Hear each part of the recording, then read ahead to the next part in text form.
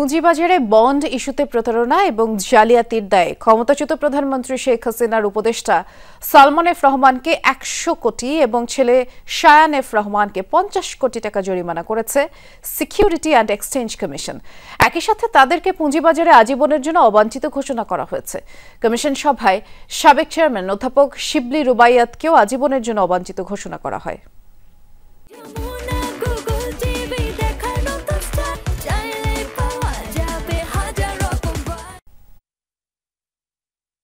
Sreepur township green zero coupon bond ইস্যুতে বড় ধরনের অনিয়ম, জালিয়াতি এবং প্রতারণার প্রমাণ পেয়েছে পুঁজিবাজার অনুসন্ধান এবং তদন্ত কমিটি। কোম্পানি নিবন্ধনের কিছুদিনের মধ্যেই বন্ড ইস্যুর আবেদন করে শ্রীপুর টাউনশিপ। ২০২৩ সালের জুনে ১৫০০ কোটি টাকা অভিহিত মূল্যে এবং ১,০০০ কোটি টাকা ইস্যু মূল্যে এই বন্ডের অনুমোদন দেয় নিয়ন্ত্রক সংস্থা। বন্ডটি শ্রীপুর টাউনশিপ ইস্যু করলেও আইএফআইসি আমার বন্ড নামে বিজ্ঞাপন প্রচার করা হয়। এর মাধ্যমে ধোঁকা দেয়া হয়েছে বিনিয়োগকারীদের, যা বড় ধরনের প্রতারণা বলে মনে করে বিএসইসি।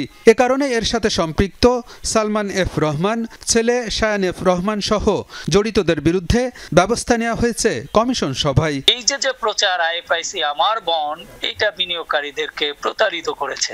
এই প্রচারণায় যারা প্রভাবিত করেছে তাদের বিরুদ্ধে এটা ব্যবস্থা নেওয়া হয়েছে। আইএফআইসি ব্যাংক পিএলসি এর তৎকালীন চেয়ারম্যান মিস্টার সালমান ফজলুর রহমানকে ১০০ কোটি টাকা অর্থদণ্ডে দণ্ডিত করা এবং পুঁজিবাজারে আজীবন অবাঞ্ছিত ঘোষণা করার সিদ্ধান্ত হয়েছে। Sreepur township green zero coupon বন্ডের বিষয়ে আরও তদন্ত করার কথা জানিয়েছে বিএসইসি।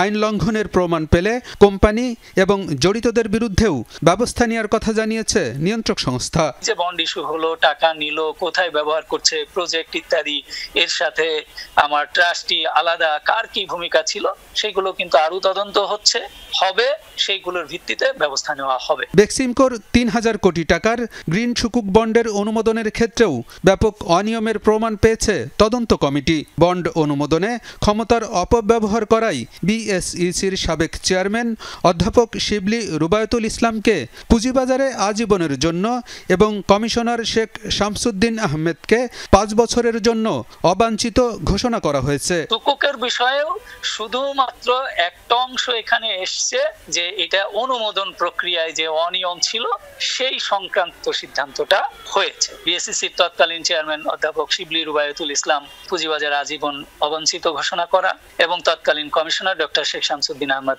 ৫ বছরের জন্য পুঁজিবাজার অবাঞ্ছিত ঘোষণা করা।